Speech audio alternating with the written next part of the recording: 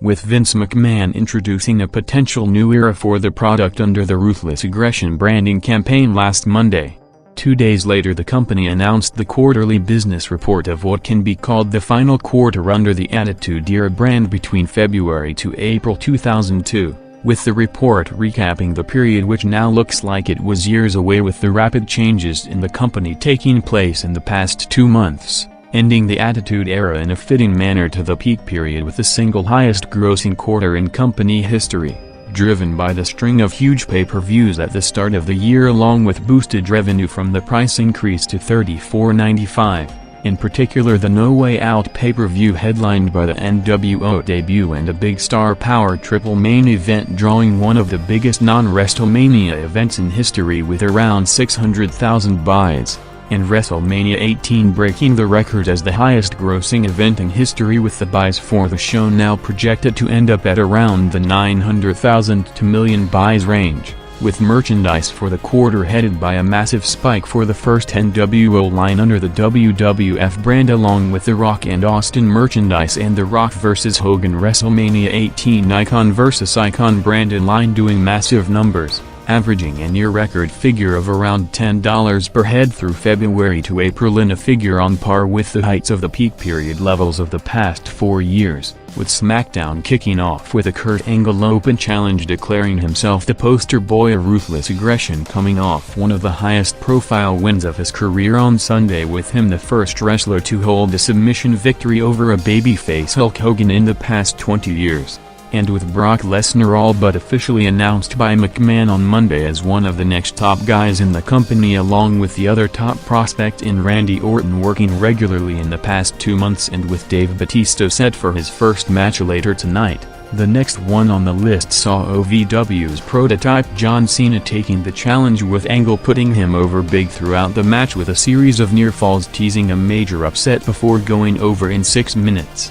Seeing the Angle vs. Cena match in the opening quarter, which for the vast majority of the time due to the usual viewing pattern ending up the lowest rated of the night, opening at a higher range than the show's average with over 4.3 million viewers, but with SmackDown following Raw on Monday opening the first half of the broadcast at a 2.7 rating with 4.1 million viewers overall, and one of the lowest openings in show history.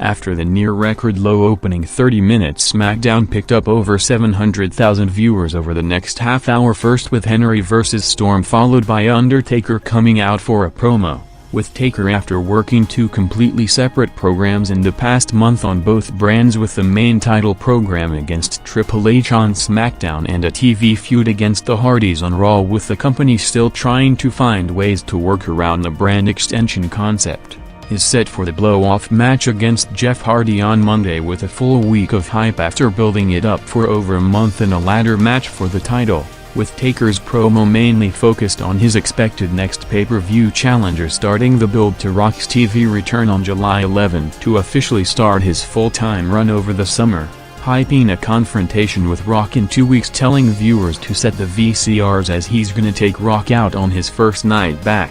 And with Triple H out of the picture for the next month after undergoing elbow surgery on Tuesday to change the original direction at the end of the King of the Ring pay-per-view of a Taker-Rock Hunter 3-way for the title, Kurt Angle came out to make a new challenge for next Thursday, challenging Taker to put the title on the line against him next week if he gets through the ladder match on Monday, officially setting it up in an unusual timing, with next Thursday's SmackDown coming on the toughest TV day of the year on July 4th, with the show almost guaranteed to draw the lowest viewership in its 3-year history, with the company instead of looking past it with the realization that no matter what, a record low is gonna be set due to the circumstances on the night, going with a different strategy in attempting to instead offset the drop of next Thursday by putting on the Taker vs. Angle title match with a week of hype instead of further loading up the already hyped show on July 11. As the Taker-Angle confrontation, with the end of the segment crossing to the top of the hour, jumping over 1 million viewers to bump SmackDown to a 3.7 rating with over 5.6 million viewers.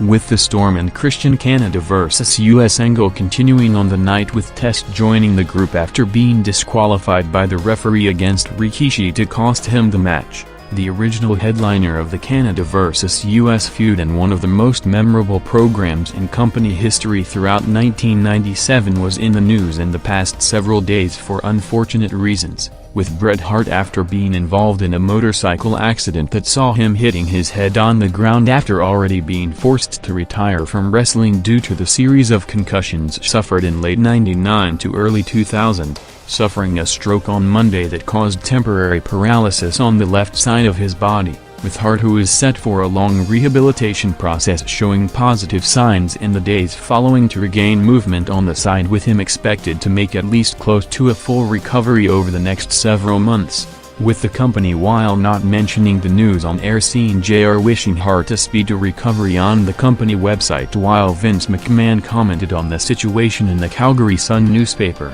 saying that despite their differences of opinion in the past, him and the entire company are wishing Bret a full recovery, with him despite the creative differences respecting Bret as a man and for his enormous contribution to the company, with SmackDown's second hour after a near-record low first hour averaging 4.5 million viewers, picking up strong between 9 to 10 p.m. to hold steady at the 5.6 million viewers range average for the rest of the night, with the broadcast overall despite increasing over last week to a 3.3 rating, seeing actual viewership declining further to drop to around the 5 million viewers range in the second least watched SmackDown broadcast in show history, only behind May 2nd, continuing the worrying trend from Monday, which dropped to a joint year-low 3.7 rating, with the combined viewership for both programs setting a new low during the June 24 to 27 week to drop below the 10 million viewers mark for the first time since SmackDown debuted in August '99.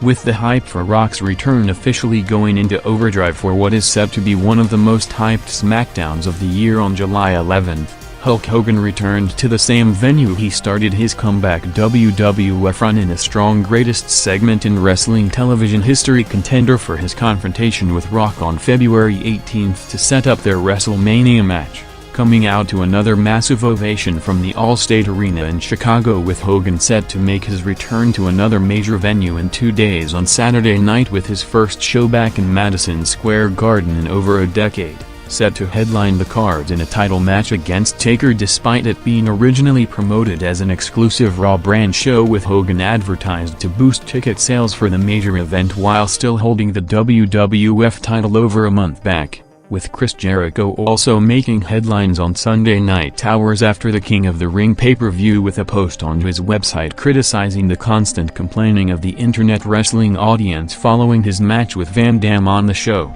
saying that the match, which generally got strong reviews, was one of his best performances of the year, and he's still reading the usual negativity, saying that he's done with the website and the internet marks, before going on to put another strong performance with Hogan at the SmackDown taping 48 hours later, with Hogan vs. Jericho in a coincidence also headlining the record-low SmackDown broadcast on May 2nd, which on the night saw the match spiking big over the show's average to peak at over 5.8 million viewers. The match tonight, despite the broadcast tracking to the second lowest SmackDown audience in show history, again delivering in the main event quarter to peak the night with over 6 million viewers, with Hogan vs. Jericho going 7 minutes, ending with a DQ finish to set up Edge's return from injury to take out Jericho as his first program back, along with a potential tag with Hogan, with them closing the show in the ring heading into the big challenge of the 4th of July next Thursday.